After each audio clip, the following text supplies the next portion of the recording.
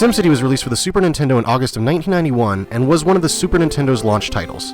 SimCity for the Super Nintendo is an enhanced version of the original DOS version that was released 2 years prior. Even though this game is a port of the DOS version, it was actually developed and published by Nintendo, so you'll see some Nintendo references like Bowser and Mario in this game. This game almost saw an NES release, but it was scrapped because it would have released too close to the Super Nintendo's launch.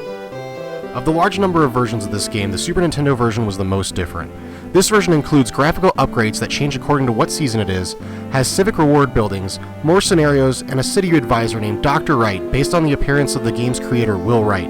The buildings in the Super Nintendo release also resemble Japanese buildings, more so than the Western-looking buildings in the other releases. The gameplay in this game, as I'm sure you can guess by the title, is a city simulator. There's no real goal for the free build, other than trying to be creative and trying to get as large of a population for your city as possible. With the Super Nintendo version of SimCity, I'd say you can consider the game complete once you unlock the Mario statue, which you get once you have a 500,000 population.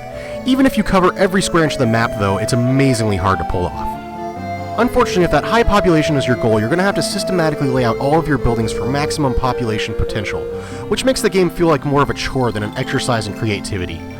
The game also has multiple scenarios where you have to solve a city's problem in an allotted time. Typically, the scenarios revolve around recovering from some sort of disaster, like a nuclear meltdown or flooding.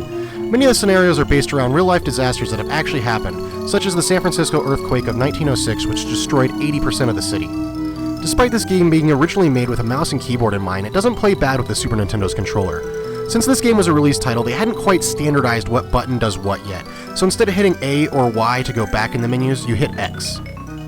Instead of zoning for residential, commercial, or industrial like you do in later SimCity games, here you zone by plopping squares, which will eventually evolve into buildings. You also don't have to lay down any schools or hospitals in this game, as residential zones will become those on an as-needed basis. Compared to later SimCity games, this one's super basic, but not in a bad way. The simplicity of this game makes it easy to dive in and play. The original SimCity is an extremely slow-paced game. Tax money only comes in once every year, which actually takes a few minutes to cycle through. This is unfortunate because you can often find yourself sitting around with nothing to do and really no way to grow your city. This is why when I play the SNES version, I've always preferred to play using a Game Genie. Graphically, SimCity for the Super Nintendo looks as good as it needs to. The graphics are fairly basic, but they're able to convey what you need to know. If this had ended up being an NES title, I think it would have looked super bland like many of the computer versions. It took me a while after getting my Super Nintendo to get around to playing SimCity.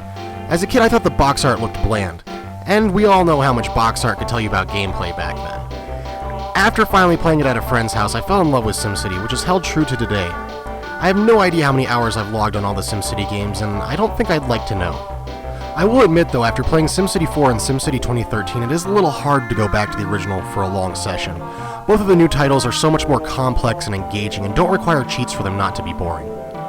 SimCity for the SNES is currently going for a little under $5. The price has skyrocketed in the last year from the under $2 price the game has seen for the last 3 years. I imagine the $3 price hike is due to the release of SimCity 2013, or it could be because of some video that a certain nerd put up in late February.